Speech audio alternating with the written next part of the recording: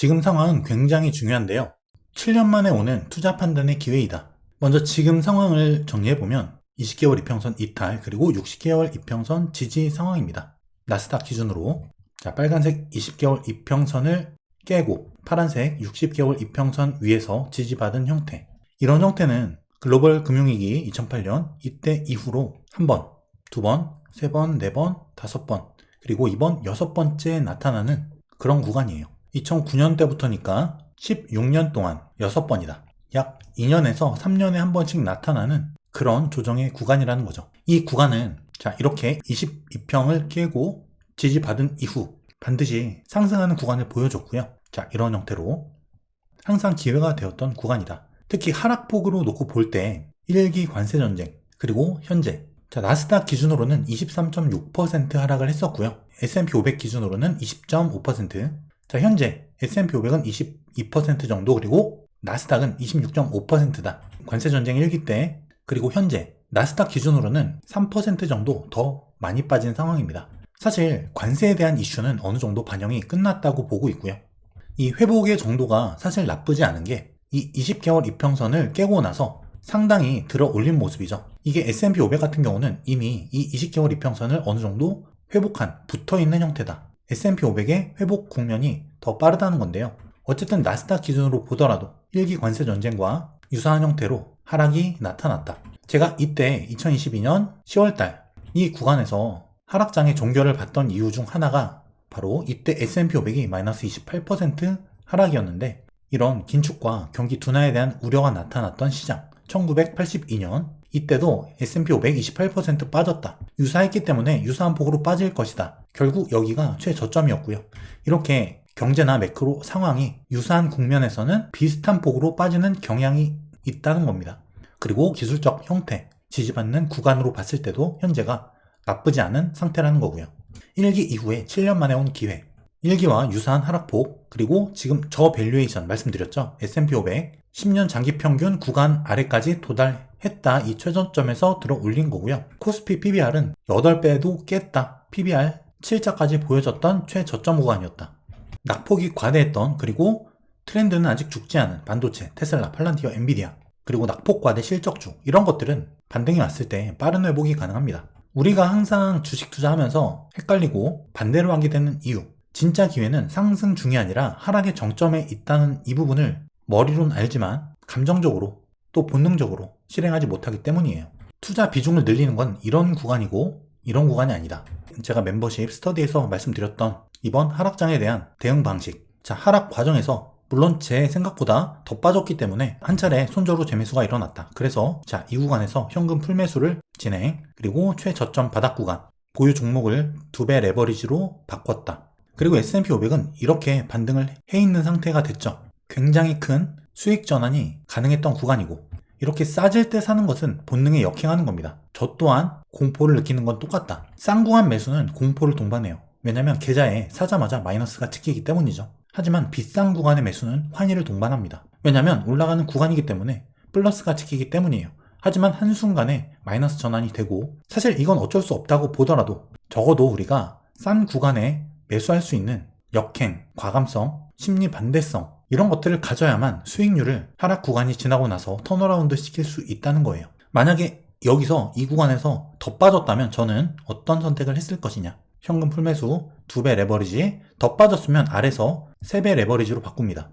근데 아무 때나 이런 형태로 하면 안 된다. 지수가 마이너스 30% 빠지고 있는데 마이너스 10% 구간부터 이러고 있다면 여기 가면 망한다. 그게 아니라 적정 마지노선이 있어야 된다는 거예요. 그리고 그 마지노선은 근거가 있는 구간이어야 한다. 결국 이런 방식은 하락에 더 많이 사는 방향의 투자 방식이 되고요. 아무나 할 수는 없겠죠. 왜냐하면 적정 하락 폭에 대한 기준이 있어야만 이런 선택을 할 수 있는 것이다. 결국 주식 투자의 기본 원리는 쌀 때 사서 비쌀 때 파는 거예요. 하지만 많은 사람이 주가가 정작 싸지면 사지 못합니다. 쌀 때 살 수 있는 사람은 소수고요. 선택받은 투자자예요. 이럴 수 있는 사람은 많지 않다. 결국 각자 시나리오가 중요하고 뇌피셜은 안 된다. 근거 없는 뇌피셜대로 내가 투자했다면 지금 더 빠질 거야. 지금 폭락장 올 거야. 급등장 올 거야. 근거 없이 이걸 반복하다 보면 망합니다. 또는 이런 근거 없는 뇌피셜 투자가 아니라면 많은 분들이 맹목적으로 따라하는 투자를 많이 하죠. 이건 결국 망한다는 거예요. 왜냐? 그 다음번에 그리고 이때 똑같은 형태로 투자하더라도 여기에 대한 현금 비중과 이 아래서 어떤 형태로 대응하느냐, 내가 그 사람이 되기 전에는 똑같이 대응할 수 없습니다. 그래서 내 기준에 시나리오가 중요하고 그 다음에 어떻게 대응할 것인가가 중요하다는 거예요. 이렇게 하기 때문에 결국 싸질 때는 사지 못한다. 내 근거, 내 확신이 아니면 이런 구간에서 더 빠질 것이라 생각이 되고 공포에 사로잡히기 때문에 절대 사지 못합니다. 이런 데서 못 사요. 그리고 반등이 일어난 다음에 그 다음 사게 되죠. 자, 폭락이 나올 때마다 수익이 복리로 불어나는 이유, 이건 쌀 때 더 사기 때문입니다. 쌀 때 더 사면 무조건 회복이 돼요. 물론 그냥 가만히 있어도 상승하면 수익이 나겠지만 쌀 때 더 산다면 수익은 극대화된다. 여기부터 여기까지 똑같이 들고 온 투자자라 할지라도 이런 데서 더 살 수 있었다면 수익률은 굉장히 크게 차이가 납니다. 자, 이런 구간에서 사실 굉장히 빠르게 하락이 일어났기 때문에 공포 심리가 우리를 지배하죠. 이럴 때는 투자 판단의 방법이 사실은 굉장히 심플합니다. 자, 여기 이런 구간에서 저점을 깬다면 어떻게 할 것인가, 저점을 깰 가능성은 얼마고 깨면 어떻게 나는 대응할 것인가, 그리고 저점을 깨지 않는다면 깨지 않을 가능성은 얼마나 되고 그럼 나는 어떻게 대응할 것인가. 결국 이 두 가지 판단밖에 없습니다. 그리고 나는 이 중에 하나를 선택하는 것이고 내가 선택한 대로 대응하되 이대로 가지 않았을 땐 어떻게 할 것인가에 대해서 대응책만 갖고 있으면 끝나는 거예요.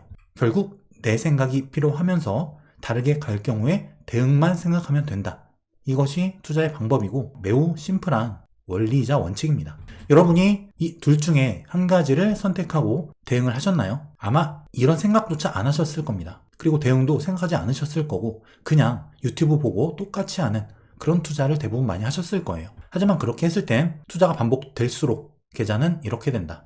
저는 2번을 선택했기 때문에 현금 풀매수, 레버리지 전환 이런 형태의 투자가 가능했던 것이고 주가가 올라왔을 때는 매우 큰 형태의 수익이 발생한다. 이거는 제가 항상 강조드리는 손절 후 재매수. 손절하는 구간에서는 손실이 확정되기 때문에 아깝습니다. 손절을 못해요. 하지만 아래서 더 싸게 살 수 있으면 이만큼 수익이 플러스 되는 것이다.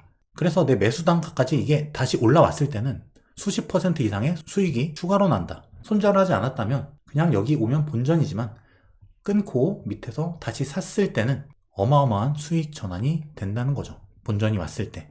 그리고 시나리오가 만약에 맞지 않았을 때는 어떻게 할 것이냐.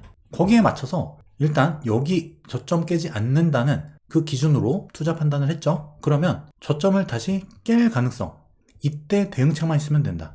그건 이 올라왔을 때 여기서 물량을 줄이던가 그래서 떨어졌을 때 또 산다던가 아니면 그대로 물량을 보유하되 일정 구간을 여기서 깨게 되면 저점을 다시 깰 것을 염두에 두고 대응을 다시 하면 된다. 그러면 더 할 게 없어요. 그냥 지켜보면 됩니다. 내 시나리오대로 가느냐, 안 갔을 땐 이렇게 할 거니까 그 지점을 기준으로 대응만 하자. 굉장히 심플한 거예요. 다만 그 기준을 공부 없이 잡기가 불가능하다는 거죠. 자, 제가 볼 때 지금은 조정은 종결됐다. 그리고 상승으로 전환된 시점인데 거기에 대한 지금 조정의 범위이다. 그 과정이다. 지금 많은 분들이 착각하시는 게 뭐냐면 호재가 갑자기 나와서 급등한다고 생각하는데 급등 타이밍에 호재가 나오는 겁니다. 이미 호재를 내보낸다는 것은 많은 사람이 내용을 알고 있다는 거예요. 그럼 그 이해 관계인들은 미리 산다는 겁니다.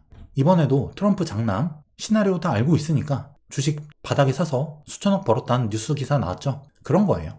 자, 그리고 제가 기존에 이 오파 상승 랠리를 보고 있었는데 이건 저의 시나리오입니다. 저는 승률 약 70%, 60에서 80 정도 구간에 따라서 이 정도 되고 평균 70% 정도의 투자자예요. 다만 매수할 때 맥점 구간에서 손익비 좋게 산다. 그리고 손절할 때는 손절 후 재매수를 통해서 수익을 극대화한다.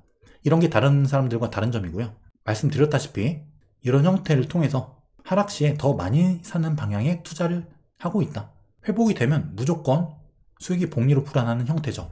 적절한 승률에 시나리오 투자, 그리고 시나리오대로 가지 않았을 때 대응, 오파 상승을 보고 있었지만 이 중간에 이게 꺾였다면, 오파가 여기서 끝났다면 어느 정도 구간에서는 시나리오를 바꾸고 그 다음번에 대한 대응을 하면 된다.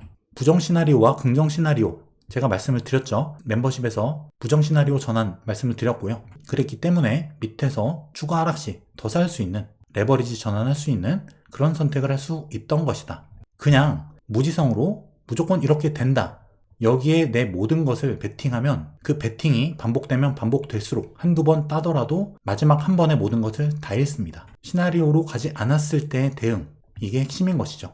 그래서 다른 유튜버들의 이야기를 참고하시고 본인의 기준대로 투자해야 되는 이유가 바로 여기 있는 거예요. 어쨌든 이런 형태는 쌀 때 더 사는 형태의 투자가 되고 반드시 우상향하는 투자 방식이 된다. 자, 그러면 지금 여기까지는 끝난 것으로 보고 있는데 그러면 그 다음에 어떻게 될까요? 그럼 지금 하락은 어떤 하락일까?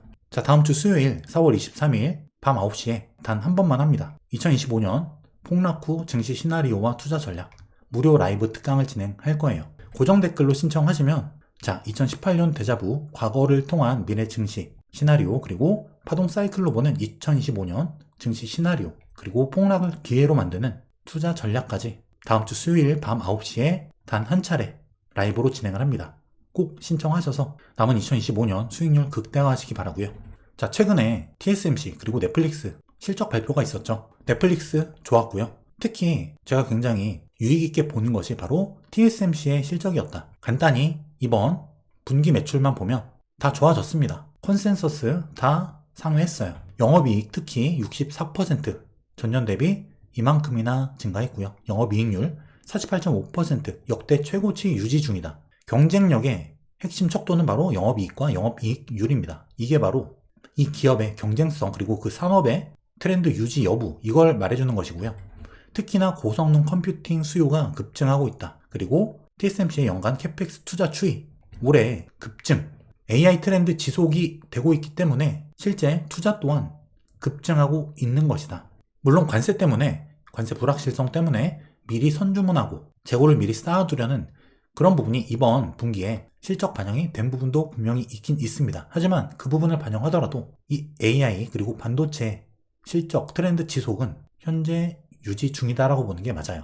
어쨌든 지금 중요한 거는 제가 볼 땐 지금 또한 기회의 구간이고 내가 이런 최저점권에 사지 못했다면 그럼 지금 어떤 형태의 투자 전략을 가져가야 될 것인가? 본인 스스로 내 상황, 내 현금 비중, 내 투자 포트폴리오 그리고 투자의 기간 등 감안해서 스스로 결정할 필요가 있다는 거예요. 한번 깊숙이 오늘 이번 주말을 통해서 고민을 한번 해보시기 바랍니다.